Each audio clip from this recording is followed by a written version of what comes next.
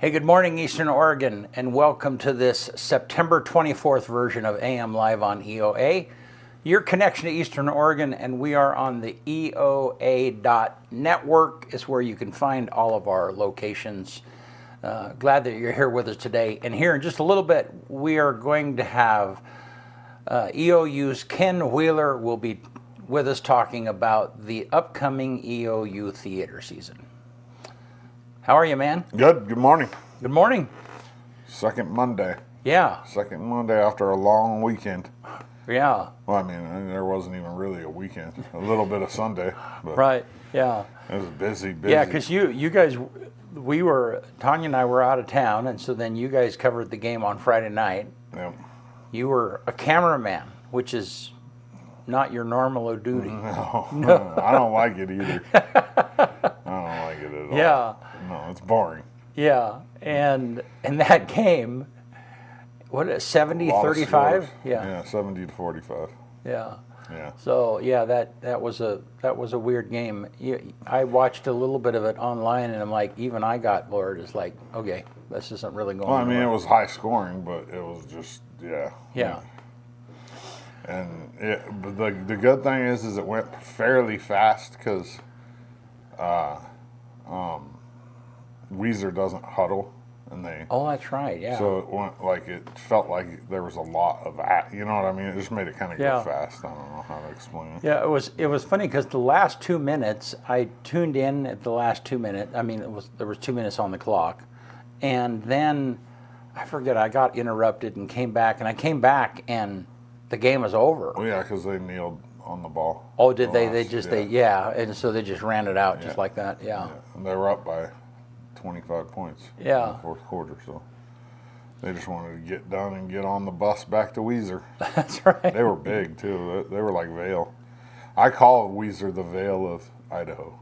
That's really? what I've always called them. Yeah, because they're good every year. It's crazy. We lost to them 2 years ago on the road over there. I went to that game and took pictures, and it was hot. It was the first game of the year, and there's so many bugs over there. It's disgusting. I had on a white shirt, and by the time the game was over, I was sweating, and the bugs just stuck to me everywhere. These little like gnats or whatever they are. Yeah.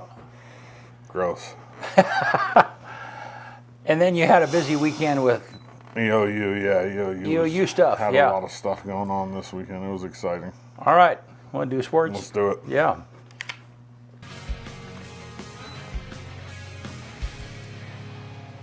AM Sports Report brought to you by Northwest Furniture and Mattress. Experience the ultimate in relaxation and support with the Flex Steel Z recliner.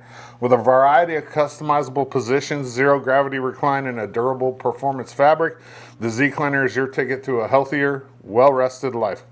Get to Northwest Furniture and Mattress and discover the true power of comfort. Big Red Rocking Chair on Elm, off Adams and LaGrange. EOU football dropped their home opener on Saturday, 45-22 against Montana Tech. Senior quarterback Quincy Glasper was 31 for 45, 259 yards, 3 touchdowns, 2 interceptions. He also led the team in rushing with 72 yards on 15 carries. LHS grad Brody McMillan had 60 yards on 16 carries. The offensive line actually played pretty good for EOU. I was impressed with the offensive line, and that's normally one of their weak spots. They have a big problem. EOU has a really big problem at kicker and punter. We brought on the kicker to kick an extra point. He missed it. They didn't kick again. I mean, it's just like these are things that have to be addressed before the season in my eyes. We have a wide receiver punting. And at this level, I mean, that just doesn't work. Like, we should have a punter and a kicker. And I don't know what's going on with that situation. I don't know if somebody's hurt or what, but they got to get that figured out moving forward. EOU women's soccer beat Evergreen 5-0 on Friday night and then lost an absolute heartbreaker on Saturday. 1 second to go. There's a penalty. And it's not even a penalty kick. They set the ball probably, 25 yards out, 20 yards out. and the girl kicks, just lofts it over our goalie's head, and it goes into the goal with 1 second left, and we lost 1-0. It was extremely heartbreaking. The Mountaineer ladies are 2-2 and 2, and they head to Billings this Sunday to take on Rocky Mountain College. EOU men's soccer beat Evergreen as well, 6-0 on Friday, and then battled to a 1-1 tie on Saturday versus Northwest. They're currently 2-1-1. They head to Walla Walla Friday for a 2 p.m. kickoff versus the Wolves. EOU cross country had a strong performance at the CCC Preview in Portland on Friday. The women finished third, with Maddie Woodbury leading the way for the Mounties with a 13th place finish. Kalia Hines was the second Mountie across the finish line in 16th place. On the men's side, the 7th ranked Mounties finished third as well. The only CCC team that beat them was C of I, and C of I is a little bit ahead of them in the rankings, so it kind of makes sense. Justin Ash and George Showers were the top 2 finishers for the Mounties, finishing 6th and 10th respectively. EOU Volleyball went on the road and swept Bushnell on Friday night. Saturday's matchup versus number 7 Corbin was looking like it was going to be a wash as well. EOU was up 2-0, but then to let Corbin get the next 2 sets, the Mounties then found themselves in trouble, down 13-10 in the 5th and final set. They rallied and they came back. It was awesome. I was up in the hospitality room at Community Stadium with the women's basketball team, and it was so awesome to see another team at EOU get as excited as these young ladies were when EOU came back and won that game. The Mountie volleyball team is currently number 2 in the nation, and that was a huge, huge, huge victory for them against number 7 Corbin. EOU Volleyball's Haley Aratola had 44 digs, 42 serve receptions without an error, 4 aces and 5 assists over the weekend. For her efforts, the senior libero was named the CCC Player of the Week defensively, and that's the first time in her career that she's gotten that award. Congrats, Haley, you deserved it. LHS girls soccer beat Astoria 4-0 on Friday. They play Thursday at Community Stadium at 6 p.m. versus Ontario, while the boys go to Ontario today for a 4 p.m. kickoff. LHS volleyball lost to Burns 2-0 on Saturday. They host Baker at the high school up here on Thursday at 6:30 p.m. LHS football was on a bye this week. They go to Nissa this Friday for a 7 p.m. kickoff versus the Bulldogs. That's Mountain Time. In the GOL, Pendleton got beat at home by Weiser 70-45. Baker lost to Vale 48-19. Ontario lost to Ashland 53-47, and Crook County beat Malala 55-19. Around the valley, football-wise, Imbler had a bye this week, while Elgin lost to Cove 56-18 on Thursday night. Union lost to Adrian 46-0, and Powder Valley lost their first game of the year to Crane 38-22. The fundraiser for Kate's Courage was on Saturday, and it looks like it was a huge success. I mean, I've been following on social media. I didn't get to go. I was at EOU literally all day that day. But thank you to all the volunteers and supporters. This community never ceases to amaze me. I mean, I saw the pictures. I know how many people were there, and I can't even imagine the amount of money that was raised for Kate's Courage and for the McKinley family, and it's an awesome thing. That's the AM Sports Report, brought to you by Northwest Furniture and Mattress. Go check out their showroom. Big red rocking chair on Elm off Adams in LeGrand. All right. Good stuff. Thank you, man. Yeah, a lot of stuff this week. Well, it's always going to be like that on Tuesdays during the school Just year. a lot of stuff on the weekends, Yeah. Yeah. And then with teams, they usually double up games on the weekends, so it's just, there's a lot of things going on. Yeah. All right. Well, good. Well, our weather cam is down right now, but let's look at the weather graphic. And it's supposed to be 87 today. Crazy. Yeah. It's only going to get down to 54. Yeah. It's been getting down like more like into the like low 40s and high 30s lately. I know. So, this but in the so evenings, weird, man. But so yeah. But during the days, this whole week, it looks like it's going to be really pretty, and then mid 40s in the evenings. So no it's rain. like it feels like, is there rain somewhere? There's in there? no rain. No rain. No Yeah. rain, thankfully. Yeah. So I'm good with that. Yeah, no, it's pretty. And the first day of fall was, I mean, it seems like we just came through it. What, did we have the first day of fall? I think so. I can't remember. September 20, it's like the 22nd, right? So, yeah. Or the 21st, or one of those two So days. maybe it was yesterday, or maybe, I don't know. But yeah, it was right. Yep. So, We anyhow. might have to adjust those dates one day, like, because everything's pushing, you know. Yeah. I don't know. Kind of like the ODF and W should adjust the hunting days, I think. Yeah. Well, I think so too. But you know, the reason they can't is because the rut isn't changing. So, yeah. Yeah, it's weird. Yeah. But, yeah.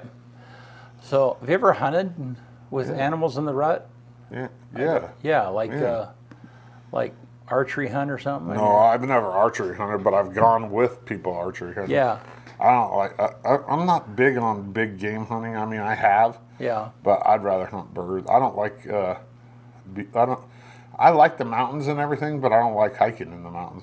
Yeah. When you know, like, it's just too rough on old injuries, like my ankle, my knee. You know, Yeah. like I'll turn an ankle or something stupid. And, No, and I this last weekend when we were down to the beach several times, the inclines on my knees were complicated. So, all right.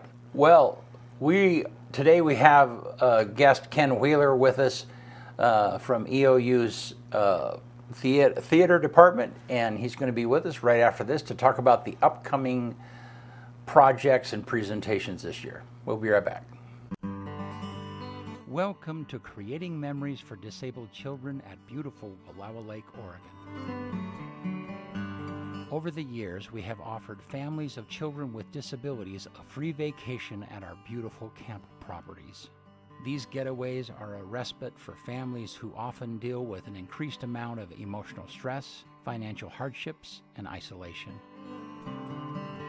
At Creating Memories, these families are able to relax in the knowledge that their child is loved and that their efforts are seen. Since 2018, we have completed a cabin renovation every 2 years, continually increasing our capacity to serve. We have fully renovated 3 cabins to become fully accessible lodging for families, including full kitchens and wheelchair-accessible bathrooms.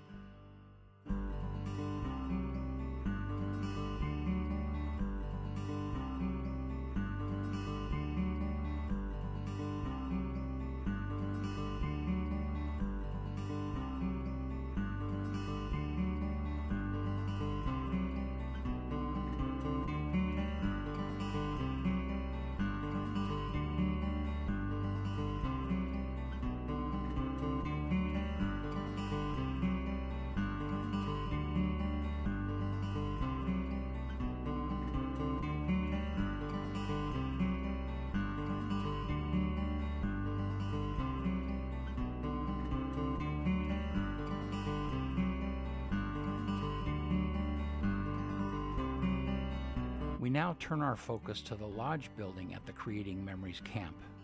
Our vision for the lodge includes gatherings, networking, education, connections, community, and fellowship. We want it to be a place for families to share their struggles and joys, their needs and their knowledge, their setbacks and their celebrations.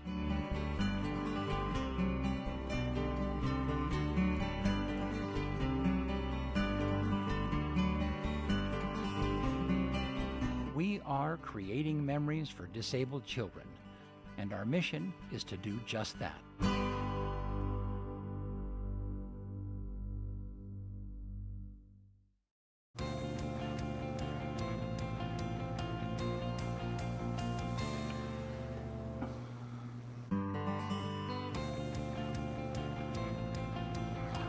All right, we're back, and before we get to our guest, I want to just mention a couple of things that I've forgotten. One is on October the 3rd, we're going to have a candidate forum for the sheriffs and also for the sheriff candidates and also for the Union County Commissioner candidates. This is a forum that's being put on by Union County Chamber of Commerce and EOA Live TV.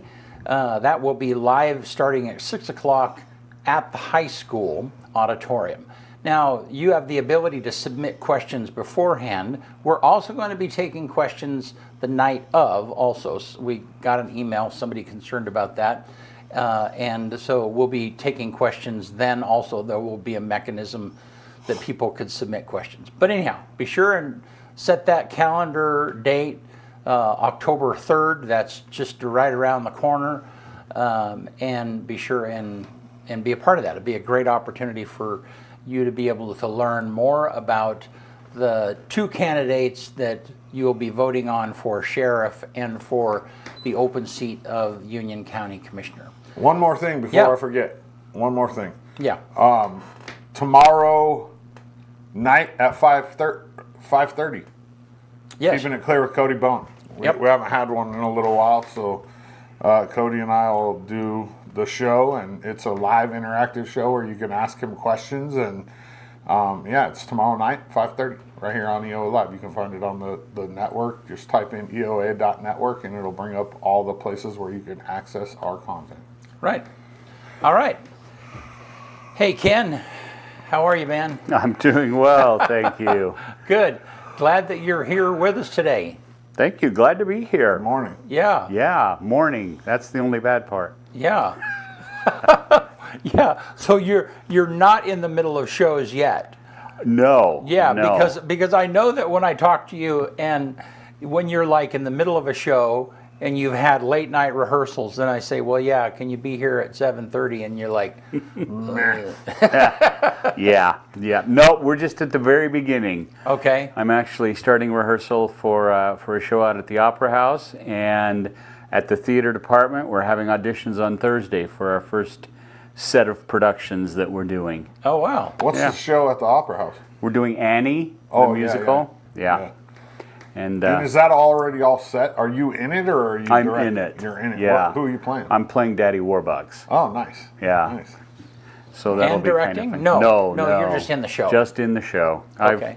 Over the last couple of years, I've gotten back into acting a little bit, Yeah. and rather than directing. But yeah, and then like I said, this Thursday at I believe 6 o'clock, they'll be having auditions for what we're calling the Irish plays. Okay.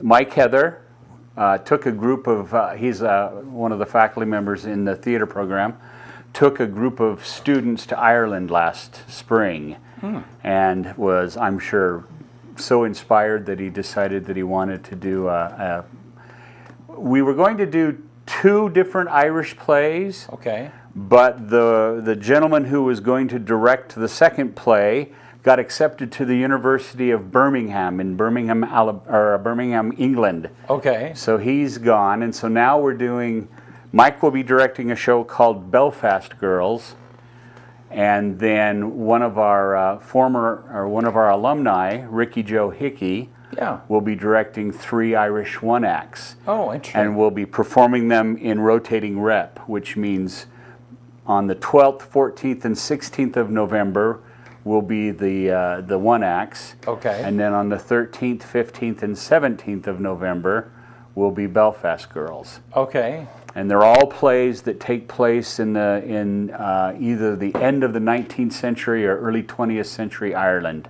Oh, wow. And they're all, dramas about the struggles of life for people in Ireland at that time. Wow. And so that'll be the first set of productions. We're kind of excited about it. It's always exciting when an alumni comes back. Yeah. Liberty Odell was going to be the director for the second show. He was the one who's going to be going to England, and he was an alumni, and it was great having him here. And now Ricky Joe is going to be directing, and she's also going to be teaching some classes this year. Oh, good. So we're excited about that. So that's what's happening during the fall quarter. Then winter quarter, we have a student, senior, who is going to be directing the complete works of William Shakespeare abridged. I don't know if you've heard of that. It's a farce where three actors do every Shakespearean play. They do all 37 in the canon. And it's a wild and crazy farce where they're running around all over the place and changing costumes and changing characters, and it's just a lot of fun. And now, did they do that? Was that done a few years ago? yeah, Okay. we did it as a touring show. We toured it around to the area high schools. Okay. And Chris Kellogg Kay Kellogg rather, is the director, the senior. Okay. She's a senior this year, and she has a real penchant for comedies, and so she chose that as her senior project. Oh, so wow. that will be in March, Okay. March 14th, 15th, and 16th, I believe. And then in the spring, I'll be directing the amazing classic Fiddler on the Roof. Wow. And last year we did the musical She Loves Me, which is written by the same people who wrote Fiddler on the Roof, and we were looking for something that would be a very popular production, and Fiddler always sells out when people do it, because it's such a classic tale about, moving yourself into the future and forgetting the past, and so that's what we're doing, and that will be May 14th through the 17th. So yeah, we'll be doing all of those shows this year. So when you do a show like that, how many times have you done or been in Fiddler? Oh, probably 5 or 6 times. Yeah. Yeah. Yeah. And so when you do a show like that, do you find little twists? I mean, because there's always a little bit of room for interpretation. Yes. Yeah. Absolutely. In the script. So. Yeah. If you know the story of Fiddler on the Roof, it's all about Tevye, who has 5 daughters, and he's a poor milkman, and there's no way he's going to be able to marry his daughters off to, he's struggling to find wives for his 5 daughters. And his first daughter, his oldest daughter, she's secretly in love with one of the townsmen, and Tevye goes out and finds a rich butcher, old 60-year-old butcher, to marry her. And so you see the conflict. She wants to marry Model. He wants her to marry Laser Wolf.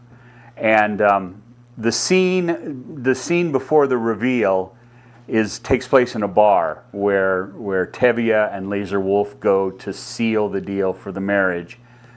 And the character that she's in love with, Model, he's not supposed to be in the scene at all. But one time when I was directing it, I had just a small number of men, so I shoved him in the scene. And it turned out to be an amazing choice, because the audience now sees why he comes running to Tevye's house the next morning, because he was there when they made the deal about getting married.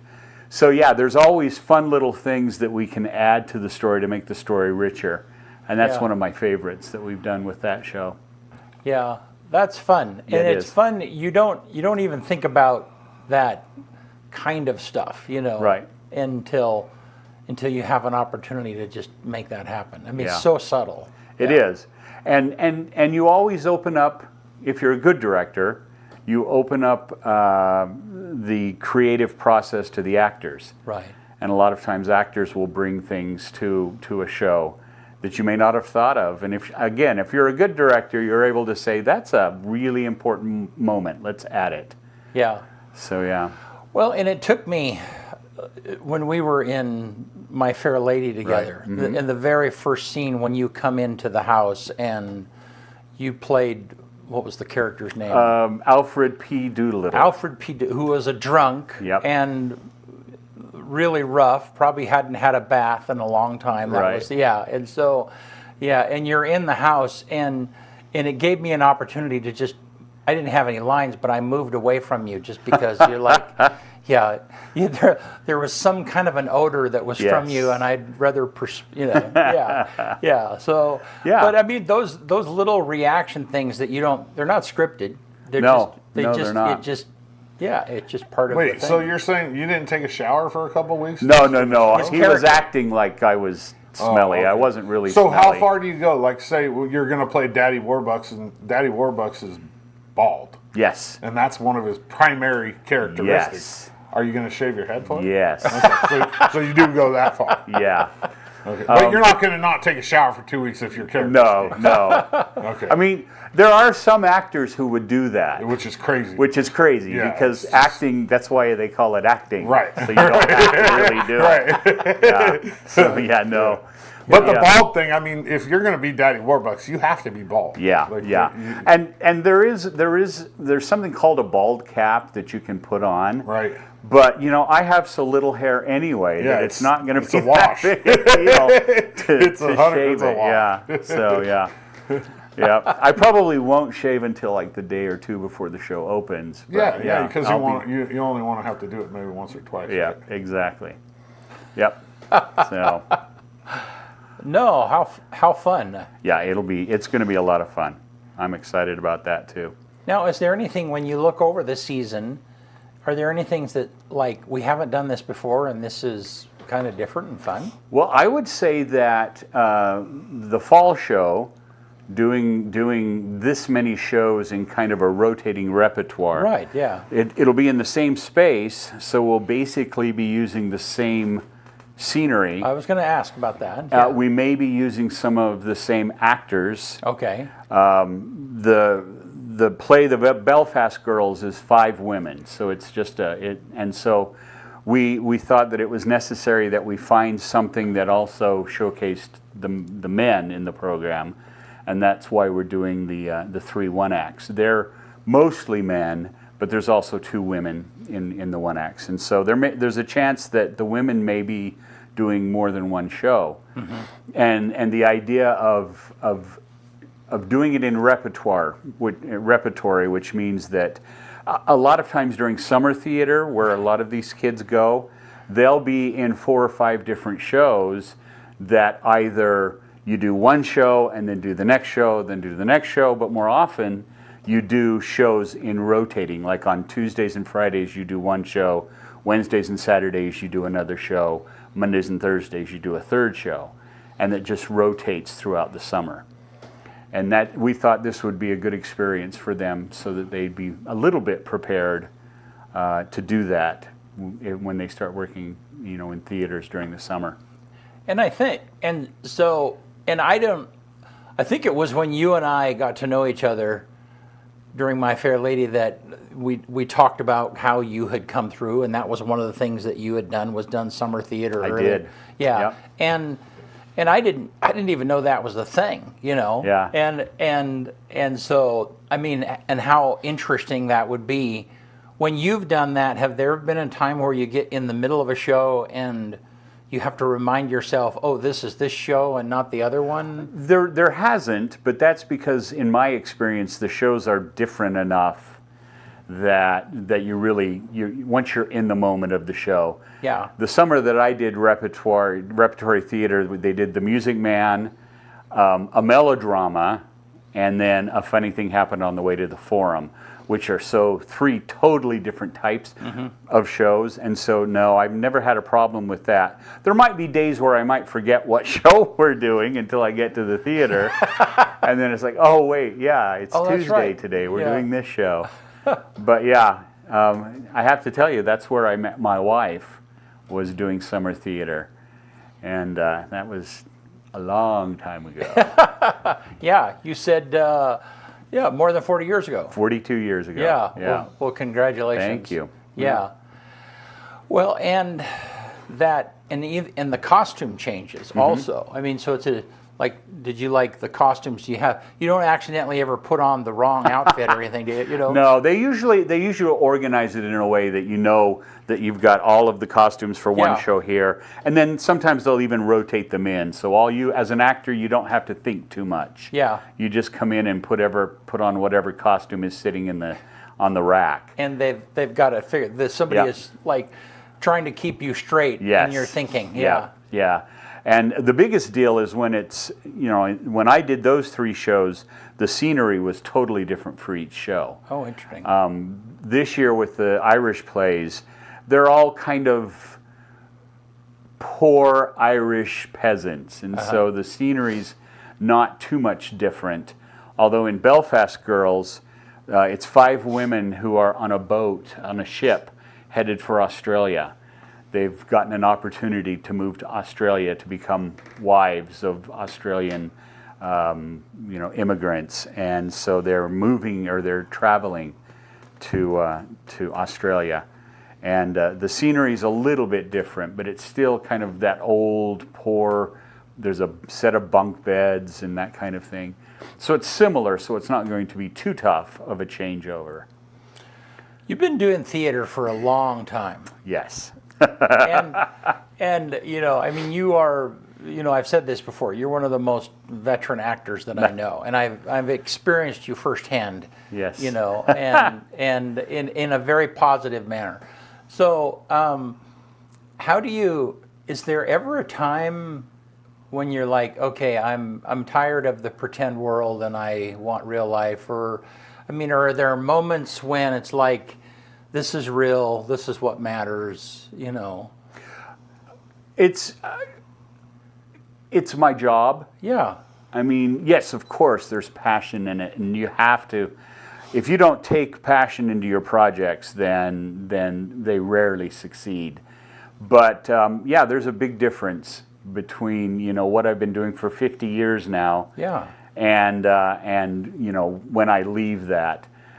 Although in my private life, my wife was an actress. Right. She's a director. She's a choreographer.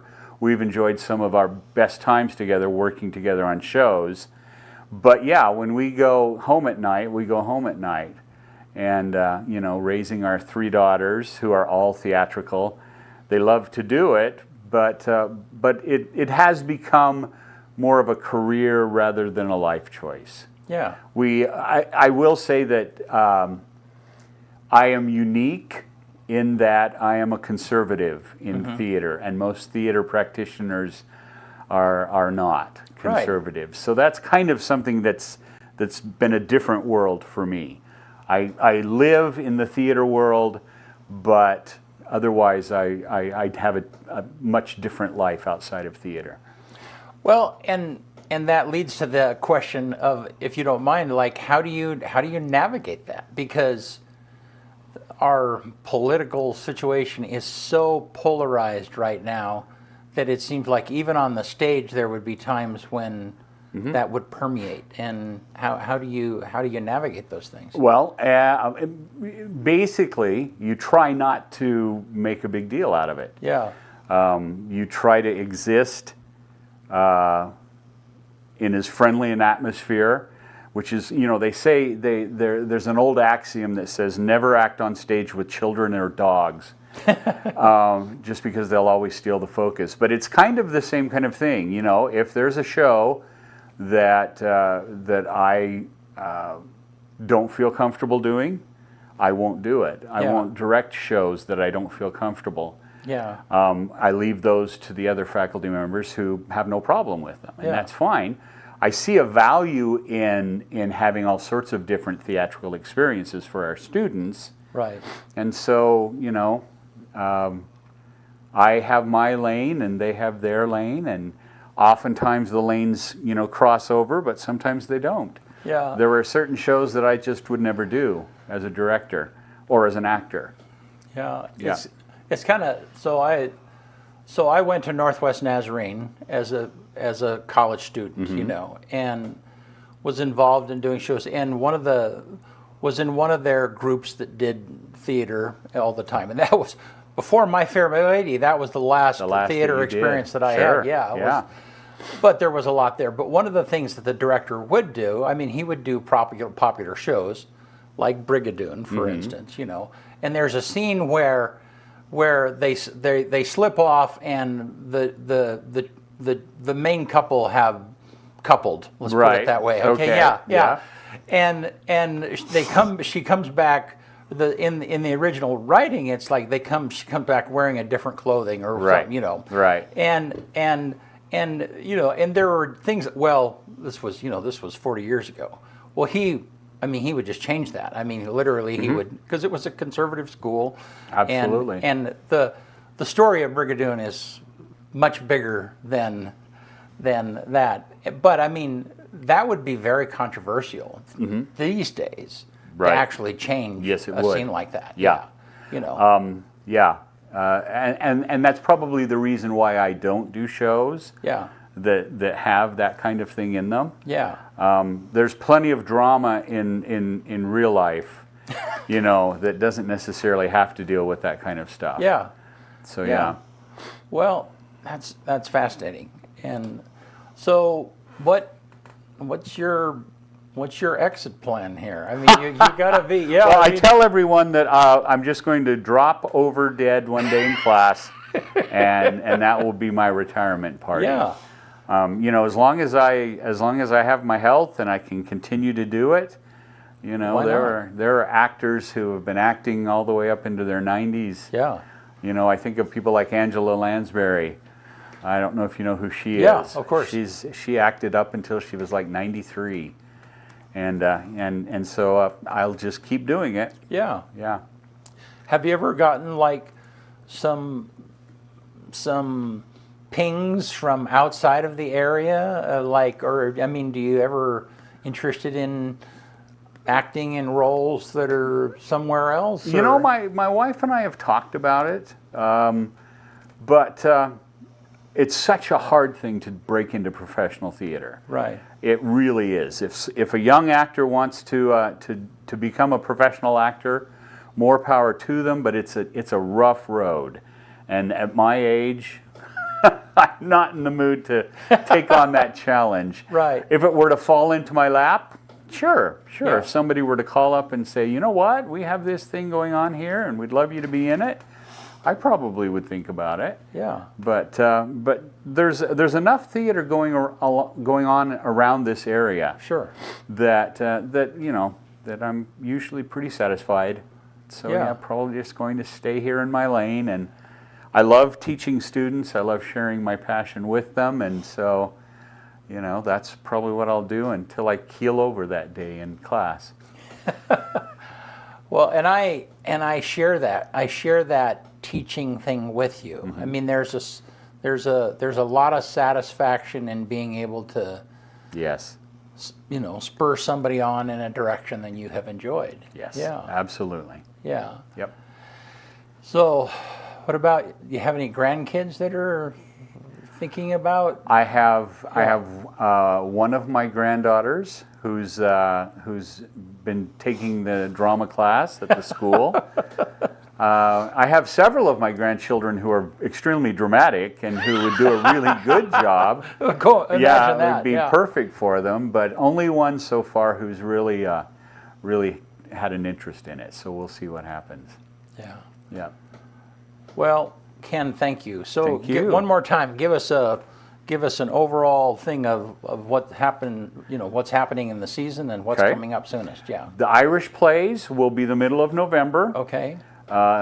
4 plays in kind of a rotating repertory.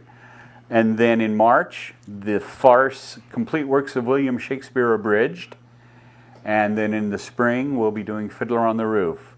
And it's interesting because the last performance date of each of those is the 17th, which is kind of interesting. So November, I think it's 12th through the 17th, March 14th, 15th, 16th, 17th, and then May, I think it's the 15th through the 17th. Okay. So, And yeah. these are all planned for McKinsey.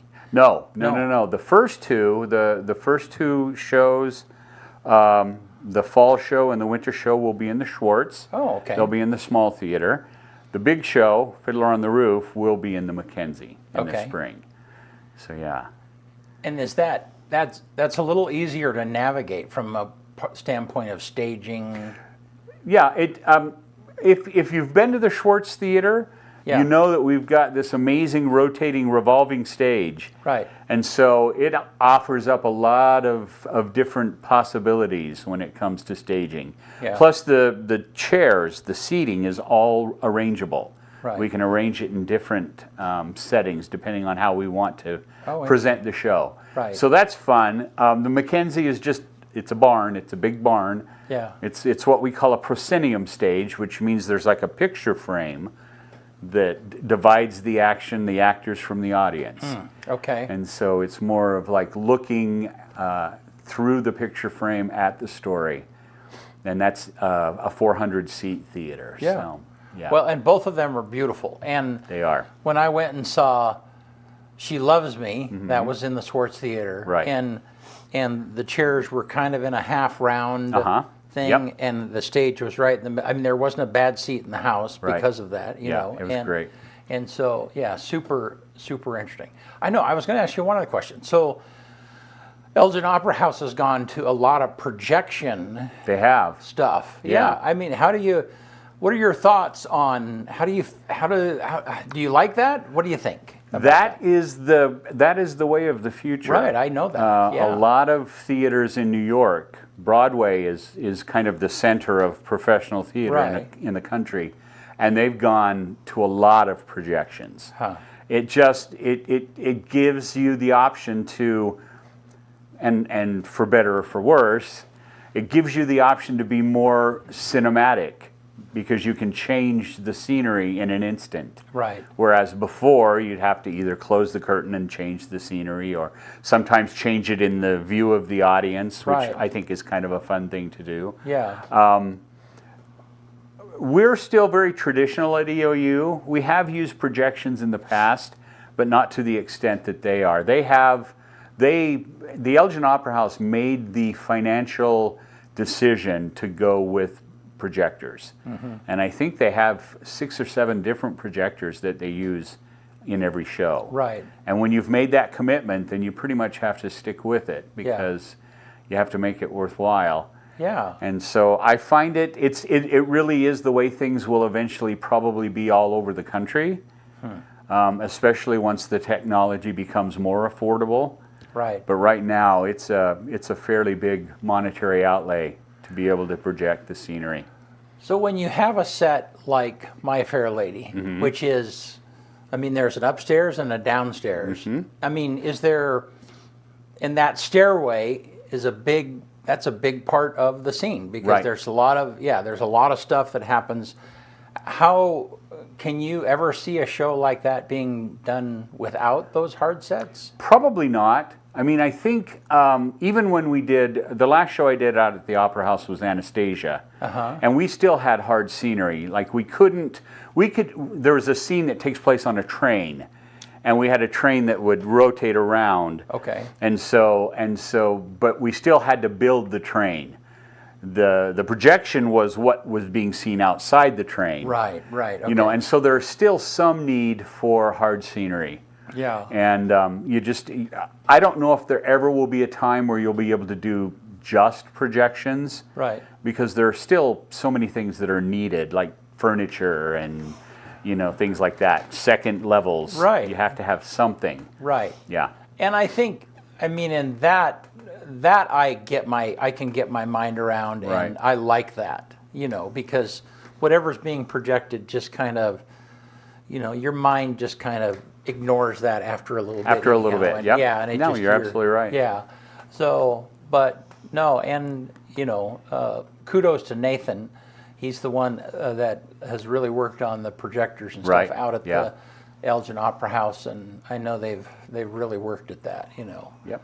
And so, well, hey, thank you. Thank you. So much for being here. Yeah, Yes. we And, really appreciate it. And we'll be back when each individual project comes Yeah. up. We'll come back and talk a little bit more about it. Good. We'll look forward to it, man. Awesome. Yeah, thank you. You. You want to get us out of here? Let's do it. On this day, September 24th, 1493, Christopher Columbus embarks on his second expedition to the New World, setting sail with a fleet of 17 ships. 1789, on this day, President George Washington nominates John Jay for the first Chief Justice in history. 1957, Jailhouse Rock, single released by Elvis Presley, and in 57 it becomes the Billboard Song of the Year. 1968, 60 Minutes premieres on CBS.